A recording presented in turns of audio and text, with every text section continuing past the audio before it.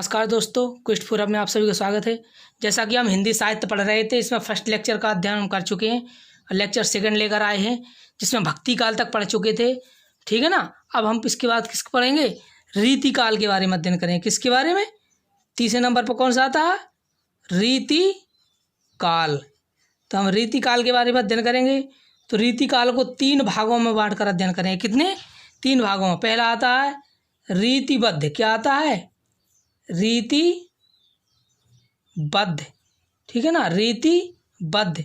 और दूसरा आता है रीति मुक्त। क्या आता है? रीति मुक्त। और तीसरा आता है रीति सिद्ध। क्या आता है? रीति सिद्ध। इस प्रकार तीन भागों में बांट कर किसका अध्ययन करेंगे? रीति काल का। ठीक है ना। तो रीति काल के अंतर्गत कितने भाग आते हैं? ठीक है दोस्तों, तो जो रीतिबद्ध है इसके अंतर्गत आते हैं लेखक केशव दास जी। केशव दास जी किसके अंतर्गत आते हैं?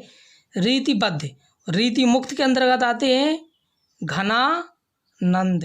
और रीति सिद्ध के अंतर्गत आते हैं हमारे सबके चहेते कौन? बिहारी लाल जी आते हैं। क्या? बिहारी लाल जी। अब हमको इतना तो पता चल गया, रीति काल को 3 कालों में बांट करके अध्ययन करते। अब रीति काल के कवियों की पहले हम ट्रिक याद करेंगे कि रीति काल के अंतर्गत कौन कौन से कवि आते हैं। तो इसकी बहुत ही शानदार ट्रिक लेकर आए हैं हम। पहले एक बार हम सुनेंगे। भिखारी दास की सेना ने बिहारी दास की सेना को भूखा मारकर आनंद लिया। क्या किया? आनंद लिया। तो देखिए दोस्तों, हम कितनी अच्छी अच्छी ट्रिक लेकर आए हैं आपको याद करने के लिए। मेहनत से ट्रिक बनाई है। भिखारी दास की सेना ने बिहारी दास की सेना को भूखा मारकर क्या लिया? आनंद लिया। तो हमको सिर्फ रियल में नहीं है, याद करने की ट्रिक लेकर आए हैं। तो क्या है? भिखारी से क्या हो गया? भिखारी से हमारा हो गया भिखारी दास। क्या हो गया? भिखारी से क्या हो गया? हम याद रखेंगे भिखारी दास। ठीक है, भिखारी दास से क्या हो गया? भिखारी दास। और सेना से क्या हो गया? सेनापति। क्या हो गया? सेना से हो गया सेनापति। और बिहारी दास से तो आपको पता ही है, बिहारी लाल हैं हमारे। ठीक है ना। और सेना से क्या हो गया? सेना से हमारे हो गए हैं कौन? सेनापति। भूखा से क्या हो गया? भूषण। क्या हो गया? भूखा से हो गया भूषण। और मारकर से हो गया पद्माकर। क्या हो गया? पद्माकर। और आनंद से क्या हो गया? घनानंद। तो आपको याद रहेगी ना ट्रिक से? भिखारी दास की सेना ने बिहारी दास की सेना को भूखा मारकर क्या किया? आनंद लिया। तो भिखारी दास से हो गया भिखारी दास, सेना से सेनापति, बिहारी दास से बिहारी लाल, और सेना से सेनापति। भूखा से क्या होगा? भूषण। और मारकर से पद्माकर, और आनंद से घनानंद। इस प्रकार से हम ट्रिक से याद रखेंगे रीति काल के कवि। अब हम एक एक के बारे में अध्ययन करेंगे, ट्रिक से उनकी रचनाओं को याद करेंगे। क्या करेंगे? ट्रिक से रचनाओं को याद करेंगे। तो चलिए पहले हम डालते हैं, कौन आ जाते हैं? बिहारी लाल देखते हैं। किसको? क्योंकि ये इंपॉर्टेंट लेंगे हम। जिनको आते नहीं हैं उनको ज़्यादा हम गहराई से अध्ययन नहीं करेंगे। तो ठीक है ना। तो हम धीरे धीरे अध्ययन करेंगे। चलिए नंबर 1 पहले डालते हैं हम केशव दास जी। क्या? अच्छा, कुछ भी डाल लो, कोई दिक्कत नहीं। हम सारी रचनाएं अध्ययन करेंगे। किसको? केशव दास जी के बारे में अध्ययन करेंगे। ठीक है। तो चलिए केशव दास की ट्रिक लेंगे हम। ट्रिक इसकी रचनाओं की शानदार ट्रिक लेकर आए केशव दास के लिए। केशव दास की क्या है? रामदास जहाँ विज्ञान माला वहाँ। रामदास जहाँ विज्ञान माला वहाँ। क्या है ट्रिक? रामदास जहाँ विज्ञान माला वहाँ। और रामदास से क्या हो गया? रामचंद्रिका। क्या हो गया? रामचंद्रिका। जहाँ से क्या हो गया? जहांगीर। क्या हो गया? जहांगीर। क्या हो गया? जहाँ से क्या हो गया? जहांगीर। और जैसे 2 याद रखेंगे, जहांगीर और होता है, एक होता है नीचे क्यों लेंगे, एक होता है जैसे जयचंद्रिका। क्या? जयचंद्रिका। 2 याद रखेंगे हम जहाँ से, जहांगीर और जयचंद्रिका। और विज्ञान से हो जाएगा विज्ञान गीत क्या हो जाएगा, विज्ञान गीता। और छंद से माला से क्या हो गया, छंद माला। क्या हो गया, छंद माला। याद रखेंगे। चलिए ऊपर क्यों लिख दे रहे, यहाँ पे लिख दे रहे हैं हम, दिख नहीं रहा होगा। क्या हो जाएगा, छंद माला। शानदार ट्रिक है। रामदास जहाँ विज्ञान माला वहाँ। रामदास से क्या हो गया, रामचंद्र का। जहाँ से क्या हो गया, जहांगीर और जयचंद्र का। विज्ञान से हो गया विज्ञान गीता। और माला से क्या हो गया, छंद माला। ये केशवदास की क्या है, रचनाएं हैं। चलिए आप स्क्रीनशॉट ले लीजिएगा। आगे की ओर बढ़ते हैं हम बिहारी लाल की ओर। किसको, बिहारी लाल आता है हमारे, कौन से, बिहारी जी आते हैं। ठीक है, बिहारी जी आते हैं। बिहारी जी की तो सिर्फ एक ही रचना है, बिहारी सतसई। आप सभी जानते हैं क्या है, बिहारी सतसई। क्या है, बिहारी सतसई। इनकी क्या है, इम्पोर्टेंट रचना है बिहारी सतसई। इसके साथ साथ अब हम आते हैं घनानंद की ओर। ठीक है, पहले हम इसको इरेज कर दे रहे हैं। चलिए घनानंद के लिए हम बेस्ट ट्रिक लेकर आए हैं इनकी रचनाओं के लिए। बेस्ट ट्रिक क्या है, सुजानंद की बिल्ली ने। किसने, सुजानंद की बिल्ली ने किया लीला कांड। क्या किया, लीला कांड किया सुजानंद की बिल्ली ने। इससे हम घनानंद की सारी रचनाएं क्या करेंगे, याद करेंगे। तो सुजानंद से क्या हो गया, सुजानंद से हो गया सुजान सागर। क्या हो गया, सुजान सागर। और बिल्ली से क्या हो गया, सुजान, बिल्ली से हो गया साकेत बिल्ली। क्या हो गया, साकेत बिल्ली, बिल्ली हो गया। और इसके बाद क्या हो गया, लीला से हो गया ब्रह लीला। क्या हो गया, ब्रह लीला हो गया।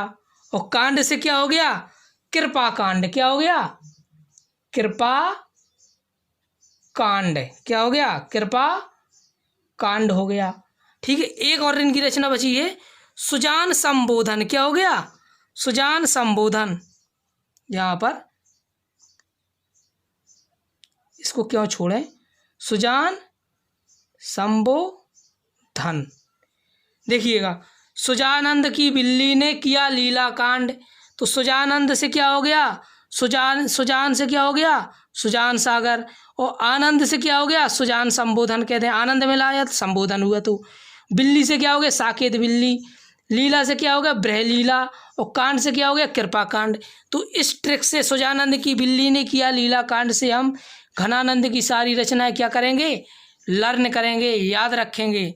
अब इसके बाद घनानंद के बाद हम आते हैं, आगे की ओर बढ़ते हैं, आते हैं भिखारी दास जी की रचनाएं। किसकी,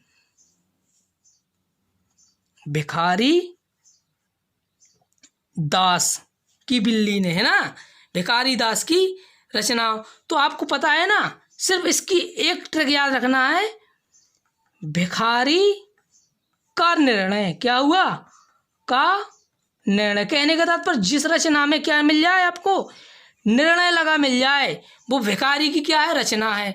जैसे इसकी रचना की बात करें हम, क्या है, ये तो हमारी ट्रिक थी भिखारी का निर्णय। ये क्या है, ट्रिक है। जहाँ पर निर्णय शब्द मिल जाए वो भिखारी की रचना है। कहने का तात्पर्य अब कौन सी है, काव्य निर्णय। क्या है, काव्य निर्णय। और क्या है, राज निर्णय। क्या है, राज निर्णय। तो इसकी दो रचनाएं। तो निर्णय मिल रहा था, किसकी रचना है, भिखारी जी की। और अंत में बचता है सेनापति है। तो सेनापति को भी क्यों छोड़ें, इसको भी लेते चलें। क्या, सेनापति। तो सेनापति इसकी क्या थी, निर्णय। इसका है कवि या काव्य। इसकी ट्रिक क्या है, कवि मिल जाए या काव्य मिल जाए, लगा पीछे ये आगे, तो वो किसकी रचना होगी, सेनापति की। चलिए हम किसकी रचनाओं के बारे में भी देख लेते हैं, कौन सी है। तो पहली है कवित्त। क्या, कवित्त। देखिए कवि मिला है, कवित्त हो गई। और कवित्त पूरी है इसकी, कवित्त रत्नाकर लिखते हैं, कवित्त रत्नाकर। और इसके बाद है काव्य कलड्रुम। क्या, काव्य कलड्रुम, काव्य कलड्रुम। ठीक है ना, दिख नहीं रहा होगा, चलो हम ऊपर लिख दे रहे हैं यहाँ पे, काव्य कलड्रुम। ठीक है ना। काल काल काव्य, कल देखो काव्य मिल गया, तो काव्य किसकी है, सेनापति का, हमने ट्रिक बताई। कवि मिल गया, कवित्र रत्नाकर किसके, सेनापति जी की। इस प्रकार से हम किसके, रीतिकाल के सारे कवि और उनकी रचनाओं के बारे में भी जानकारी ले चुके हैं। अब इसके बाद हम इम्पोर्टेंट की ओर बढ़ेंगे, आधुनिक काल की ओर। किसकी ओर, आधुनिक काल की ओर बढ़ेंगे। दोस्तों याद रखना, जो आधुनिक काल है ना, इस आधुनिक काल को हम गद्य काल के नाम से भी जानते हैं। क्या जानते हैं, गद्य काल। तो आधुनिक काल में क्या, किसको कहते हैं, गद्य काल के नाम से भी हम जानते हैं। किसको, आधुनिक काल को गद्य काल के नाम से भी। अब जो आधुनिक काल है ना, इसको हमने 6 भागों में बांटकर अध्ययन किया। किसने, 6 भागों में बांटकर अध्ययन किया। किसका, आधुनिक काल का। तो चलिए हम जानते हैं। पहला हो गया भारतेंदु युग। कितने युग काल, मतलब इसके आधुनिक काल के कितने युग हैं, 6 युग हमने बताए। 6 युग बांटकर अध्ययन करेंगे इसका, ठीक है। तो पहला हो गया हमारा भारतेंदु युग। क्या हो गया, भार, ठीक है दोस्तों। तो पहला हो गया भारतेंदु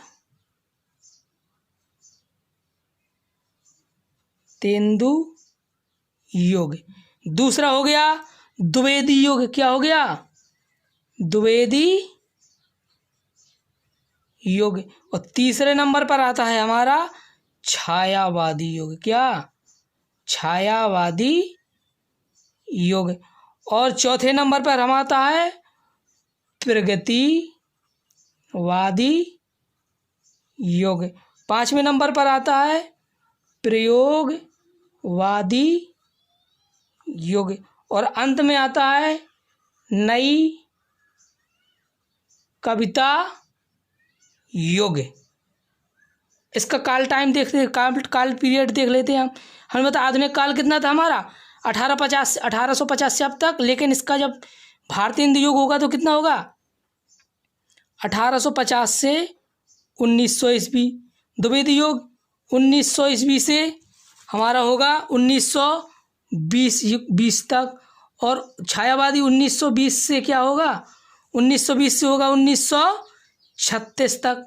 और 1936 से क्या होगा जी, प्रगति युग 1936 से होगा 1943 तक।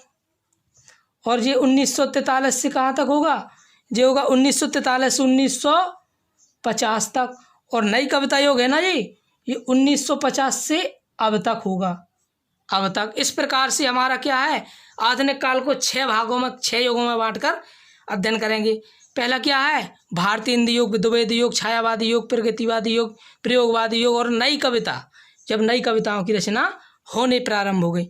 तो भारतेंदु युग में क्या है, 1850 से 1900, द्विवेदी युग 1900 से 1920 ईस्वी तक, छायावादी 1920 से 1936 तक, और प्रगतिवादी 1936 से 1943 तक, प्रयोगवादी 1943 से 1950, और नई कविता युग क्या हो, 1950 से अब तक की रचनाएं किसके अंतर्गत आती हैं, नई कविता के। तो दोस्तों पहले हम भारतेंदु युग पढ़ेंगे।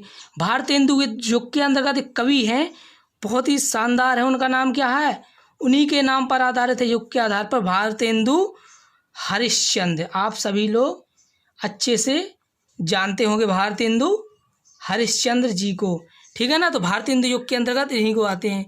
तो जी हरिश्चंद्र का क्या है, ट्रिक है इनकी, ट्रिक क्या है, हरिश्चंद्र का प्रेम। क्या है, हरिश्चंद्र का प्रेम। जहाँ प्रेम शब्द मिल जाए वही उसकी क्या होगी, रचना होगी। जैसे प्रेम सरोवर, क्या होगी रचना, इनकी रचनाएं हैं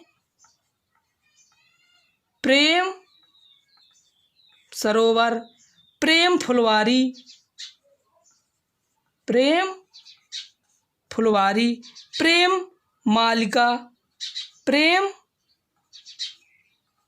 मलिका या मलिक कहते हैं, प्रेम मलिक। यहाँ पर प्रेम शब्द मिल जाए वो किसकी रचना होगी, भारतेंदु हरिश्चंद्र जी की। ये कौन से भारतेंदु युग के कवि हैं। इसके साथ साथ कौन आते हैं, एक अंबिका दत्त व्यास जी। पहले कवि कौन हो गए भारतेंदु युग के, भारतेंदु हरिश्चंद्र जी। दूसरे कौन से हो गए, बी नंबर पे अंबिका दत्त व्यास। क्या हो गए, अंबिका दत्त व्यास। अंबिका दत्त व्यास। भारतीय हिंदू युग के अंतर्गत कितने कवि हैं, हम उसकी ट्रिक बाद में ले आएंगे। चलो हम पहले बताना भूल गए, चलो पहले कवियों के नाम ही समझ लें। भारतीय हिंदू युग के अंतर्गत भारतीय हिंदू हरिश्चंद्र की रचना हमने बताई, जहाँ प्रेम मिल जाए शब्द वही उसकी ट्रिक होगी।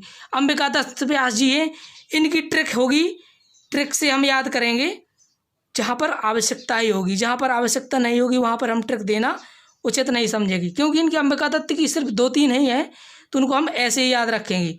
पहली रचना है भारत धर्म, क्या है भारत धर्म, और क्या है पावस 50, क्या पावस 50, 2 ही रचना है, इसमें क्या ट्रिक लाएं, भारत धर्म और पावस 50, ठीक है ना। अब इसके बाद एक और कवि आते हैं C नंबर पर, नाम है जगमोहन सिंह, क्या है जगमोहन सिंह जी। इनकी रचना क्या है, देवयानी, क्या देवयानी श्याम सरोजनी, श्याम सरोजनी, देवयानी श्याम सरोजनी, इनकी भी 2 रचना है, इनको याद रखेंगे। तो हमने भारतीय हिंदू युग के 3 कवि बता दिए। चलिए हम इसकी इरेज करके आगे की ओर बढ़ते हैं। अब हमारे आएंगे राधाचरण गोस्वामी। कौन आएंगे, राधाचरण